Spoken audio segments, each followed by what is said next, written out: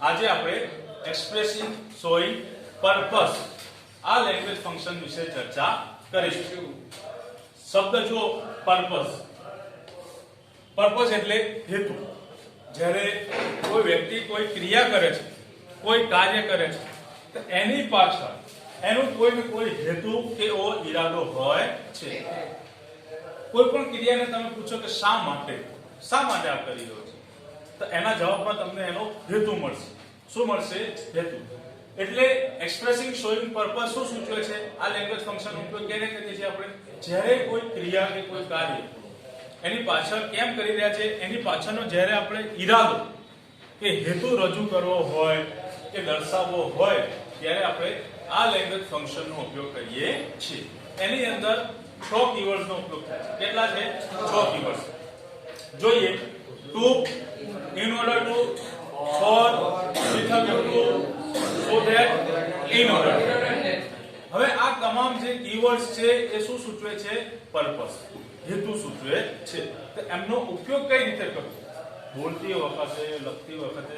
કારણ કે જો ઇંગ્લિશ ઇઝ અ લેંગ્વેજ, આપણી જે અંગ્રેજી છે એ ભાષા છે, અને હંમેશા ભાષા કઈ રીતે શીખી શકાય છે? 4 રીતે. LSRW, listening, speaking, reading and writing. કોઈ પણ ભાષા જ્યારે આપણે શીખવી હોય તો સૌપ્રથમ એનો યુઝ કરવો પડે. We have to use it. Cramming કરવાથી, ગોખણ પટ્ટી કરવાથી કોઈ ભાષા શીખી શકતા નથી. તો આ લોકોના યુઝેસ કઈ રીતે છે, કઈ રીતે ઉપયોગ કરી શકીએ છીએ? જ્યારે કોઈ આપણે કાર્ય કરીએ, એનો હેતુ દર્શાવવો હોય, એ ક્રિયાનો ઈરાદો રજૂ કરવો હોય, તો આ લેંગ્વેજ ફંક્શન આ કીવર્ડ સાથે કઈ રીતે રજૂ કરી શકાય? તેના આપણે કેટલાક ગ્રામેટિકલ રૂલ્સ પ્રમાણે એના આપણે યુઝેસ જે એના ઉપયોગો છે એ જોઈએ. ફોર એક્ઝામ્પલ, પહેલું છે ટુ. ટુ નો ઉપયોગ દ્વારા, એના ઉપયોગ થકી આપણે પર્પસ દર્શાવી શકીએ છીએ. ફોર એક્ઝામ્પલ,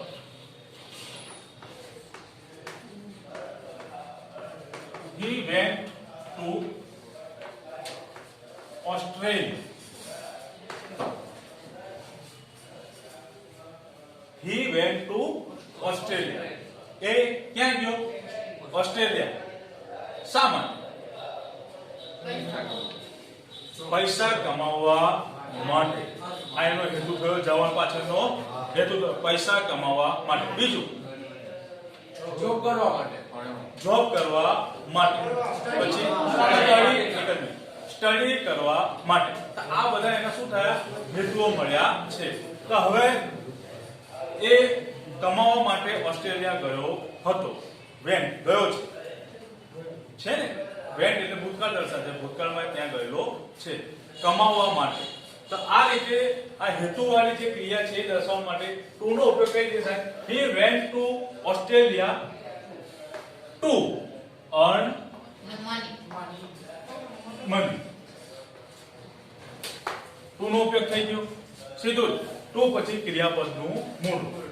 બીજું લેંગ્વેજ ફંક્શનનું જે કીવર્ડ છે એ છે in order. કયું છે? in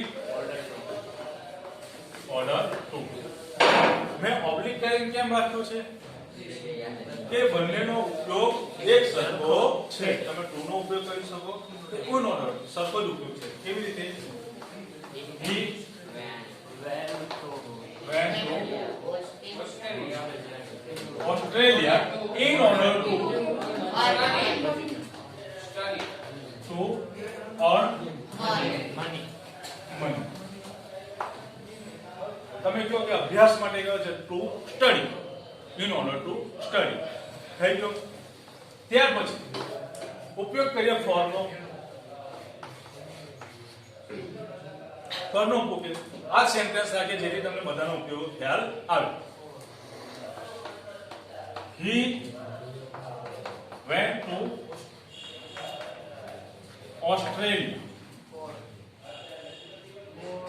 શા માટે ગયો છે? earn money, પૈસા કમાવા માટે ગયો છે. હવે અહીંયા આપણે કીવર્ડ્સ તરીકે for નો ઉપયોગ કરીએ. Australia for. હવે for નો ઉપયોગ કરીએ એટલે for પછી આપણે ક્રિયાપદનું ing વાળું રૂપ મૂકીશું. યાદ રાખો. for earning money. રેડી? એટલે for નો ઉપયોગ કર્યા પછી ક્રિયાપદ કયું રૂપાંતર છે I. બીજું છે with you. ઓબ્લિક કેમ લખ્યું તમે સમજી ગયા છો આ બંનેનો ઉપયોગ એક સરખો છે. he went to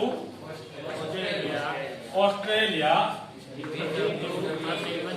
with a view to earning money.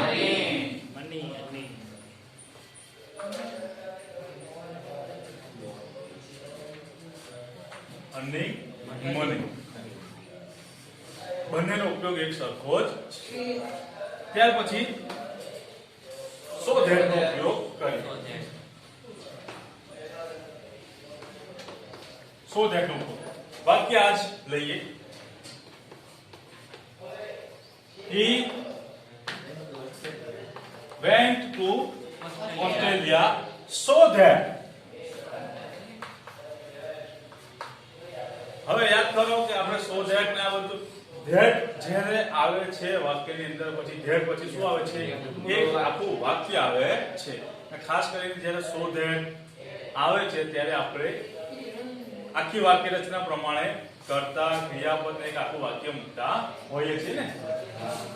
હવે હંમેશા યાદ રાખજો કે so that નો ઉપયોગ કરીશું ને તમે આપણે જ્યારે લેંગ્વેજ ફંક્શન રિઝલ્ટમાં જોઈ ગયા હતા so વિશેષણ that ત્યારે તમને કીધું હતું કે can અથવા could નો ઉપયોગ કરીશું. એટલે ટૂંકમાં can અને could એ કેવા છે મોડલ્સ મોડલ ઓક્સિલરી છે ને ત્યાં અહીંયા મોડલ ઓક્સિલરી નો ઉપયોગ થાય છે. એટલે મોસ્ટલી can અથવા could નો ઉપયોગ થાય છે.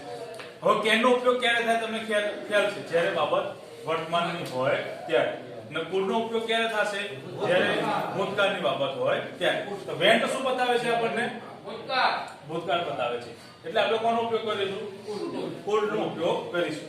વાક્ય બનાવીએ he went to Australia so that. હવે કરતા મૂકું ને તો he પછી to be ના રૂપ તરીકે મોડલ ઓક્સિલરી કયું આવશે can કે could so that he could. હવે આ નિયમ તો આપણને ખ્યાલ જ છે જ્યારે પણ કોઈ મોડલ ઓક્સિલરી નો ઉપયોગ થાય shall will should would can could may might must ત્યારે ક્રિયાપદનું મૂળ રૂપ જ આવે છે simple. so that he could earn money. Ready. એવી રીતે બીજું છે છેલ્લું in order that.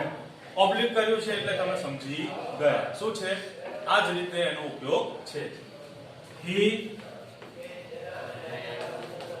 went to Australia in order that he could earn money. સમજી ગયા? જો કીવર્ડ્સ 6 છે પણ જો તમે આમ જોવા જાવ તો વાક્ય રચના 3 જ છે. કેમ? કારણ કે જો અહીંયા કે to અને in order બંનેનો ઉપયોગ સરખો છે. જો અહીંયા વાક્ય પછી to આવી જાય છે ને to પછી કયું છે ક્રિયાપદનું મૂળ રૂપ. એવી જ રીતે એનો ઉપયોગ છે in order to નું. જો અહીંયા to પછી ક્રિયાપદનું મૂળ છે. એટલે આપણે શું સમજ્યા to અને in order to નું જ્યારે આપણે ઉપયોગ કરીશું ત્યારે એના પછી આપણે શું મૂકીશું ક્રિયાપદનું મૂળ. રેડી. ત્યાર પછી for અને with a view. વાક્ય જો he went to Australia for earning money with a view to earning money. શું સમજ્યા? for અને with a view to પછી ક્રિયાપદનું ing વાળું છે. ing વાળું ક્રિયાપદ સિમ્પલ. ઓકે. એવી રીતે so that in order બે વાક્યોને જોડે છે. he went to Australia ક્રિયા છે. કીવર્ડ્સ નો ઉપયોગ થયો so that ને પછી હેતુ દર્શાવે છે ને એ હેતુ આપણે વાક્યની અંદર રજૂ કરી છે, એટલે કે સો ધેટ અને ઇન ઓર્ડર ધેટ નો ઉપયોગ થાય છે. ત્યાર પછી તમે જુઓ અહીંયા હી એટલે કરતા હોય છે. ત્યાર પછી તમે જુઓ કુડ એટલે એમ કહી શકાય મોડલ ઓક્સિલરી. તમે અહીંયા લખી શકો કરતા plus can oblique food. Can oblique food કેમ લખ્યું છું મેં? જો વાક્ય વર્તમાન કાળમાં હોય તો કેન નો ઉપયોગ, ભૂતકાળમાં હોય તો કુડ નો ઉપયોગ. ને અહીંયા એવું નથી કે કેન ને કુડ જ મે પણ આવી શકે છે. ઓલા આપણે જે મોડલની વાત કરી હતી ને, મોડલ ઓક્સિલરી અહીંયા શબ્દોનો ઉપયોગ થાય છે. અને ત્યાર પછી તમે જુઓ કે કેન કુડ એટલે કે મોડલ ઓક્સિલરી નો ઉપયોગ થયો હોય એટલે સ્વાભાવિક રીતે એના પછી તરત જ ક્રિયાપદનું કયું રૂપ આવે છે? મૂળ રૂપ આવે છે. એટલે કે ક્રિયાપદનું મૂળ રૂપ, બાકી અન્ય શબ્દ. સમજાઈ ગયું? 6 કીવર્ડ્સ છે. 6 માંથી બે ની આપણે પેર કરી નાખી છે. એટલે તમને કેટલી ખાલી 1 2 અને 3 વાક્ય રચના યાદ કરવાની. એટલે તમારું આ જે લેંગ્વેજ ફંક્શન છે પર્પસ વર્ડ એ તમારું કમ્પ્લીટ થઈ જાય છે. સમજાઈ ગઈ વાત? લખી લો.